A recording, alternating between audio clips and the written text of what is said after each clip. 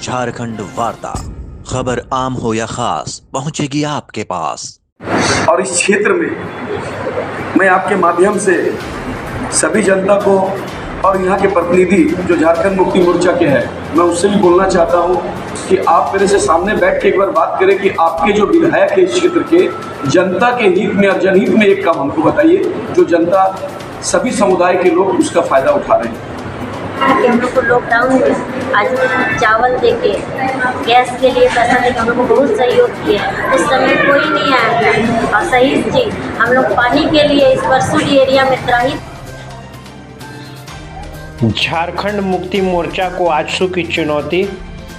विधायक मंगल कालिंदी का एक भी जनहित काम दिखाए तो।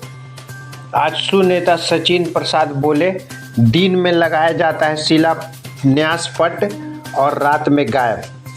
आजसू नेत्री सुनीता अग्रवाल बोली, कोरोना काल में जरूरत थी तो झामुमो ने नहीं की लोगों की सेवा, पीएम मोदी ने अनाज और रुपए भेजे। जमशेदपुर विधानसभा चुनाव की तिथि जैसे जैसे करीब आ रही है, सत्ता पक्ष और विपक्ष में जमकर बयानबाजी चल रही है। माइक पर प्रचार प्रसार चल रहा है, खूब ध्वनि प्रदूषण भी हो रहा है। अंदर ही अंदर मतदाताओं को लुभाने के लिए हर हथकंडे अपनाए जा रहे हैं।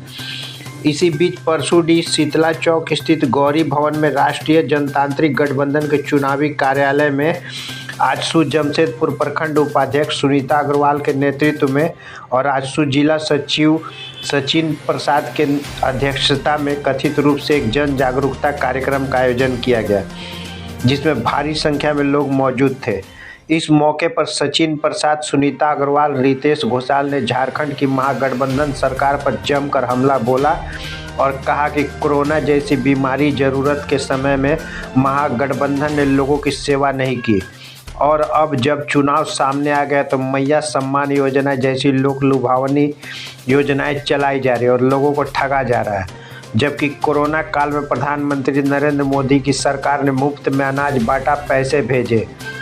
प्रधानमंत्री जो कहते हैं वह करते हैं, लेकिन इनकी कथनी और करनी में फ़र्क है।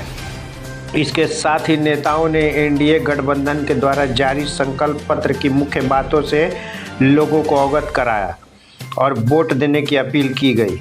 साथ ही यह कहा गया कि यदि जुगसलाई विधानसभा प्रत्याशी रामचंद्र सहित जीतते हैं तो इस क्षेत्र में कार्यालय खोला जाएगा जहां जनता की सभी समस्याओं का समाधान होगा। और क्या क्या कहा देखें। कोरोना काल जो बीता हम लोग का, आज से 5 साल पहले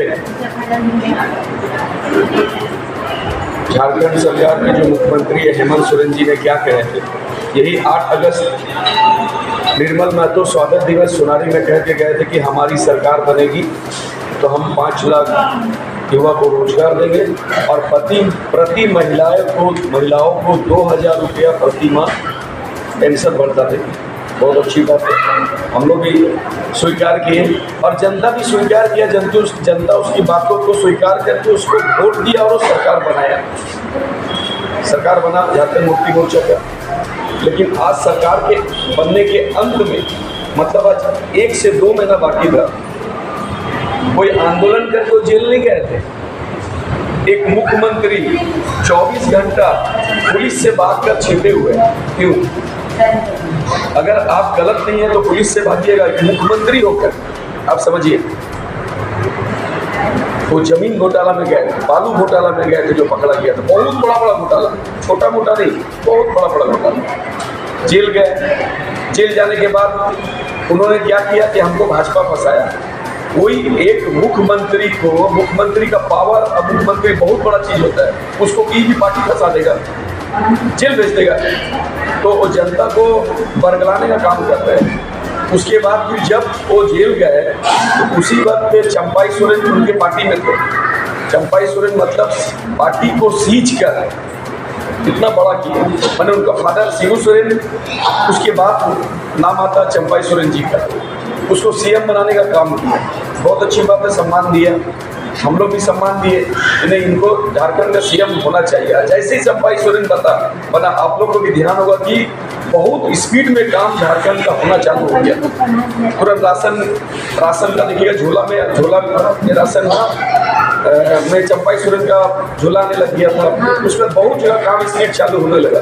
जो उसके साथ में कांग्रेस और राष्ट्रीय जनता दल का सरकार है, कांग्रेस नहीं चाहती है कि देश, कांग्रेस ऐसा संगठन है जो देश को डुबाने का काम किया, बढ़ाने का आज तक काम नहीं किया, देश को खाली गरीब बनाने का काम किया। अब बस गरीब गरीब गरीब गरीब कितना साल, आज 1947 में देश आजाद हुआ है, होने के बाद भी आज भी एक गरीब लफ्ज उसके मुंह से आज भी है। तो उसके साथ गठबंधन है, उसके साथ गठबंधन है। चंपाई सोरेन जब देखिए कि वो काम कर रहा है, हम लोग को कुछ बन नहीं रहा है, यही कांग्रेस का नेता आलमगीर आलम, जिसके घर से कुछ दिन पहले आप लोग देखे तो नोटों का गद्दी पड़ाया गया उसका पीए घर में, और वो नोट किसका था, उसका था, आज भी जेल में है। कहाँ का पैसा था? झारखंड का वासियों का पैसा था, झारखंड का पैसा था, हम लोग का पैसा था, जो लोग चुरा के रखा हुआ था कुछ भी माध्यम से, जो पकड़ाया अभी आलमगीर आलम जेल में, जो पाकुड़ से विधायक लड़ते हैं।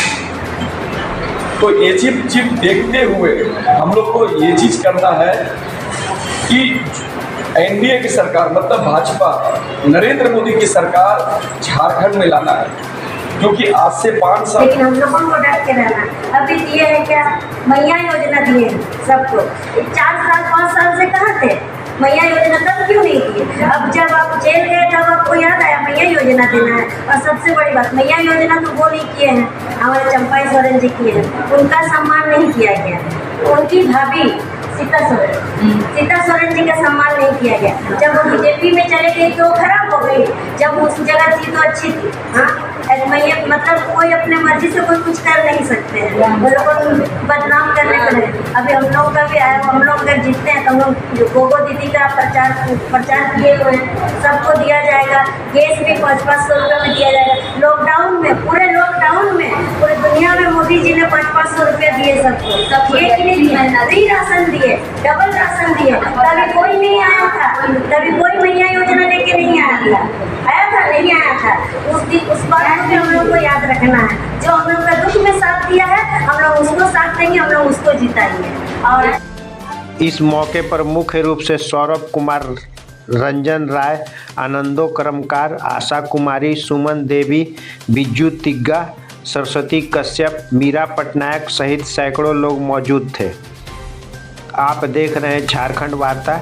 इसी तरह की खबरों को देखने के लिए झारखंड वार्ता के साथ जुड़े रहें। धन्यवाद।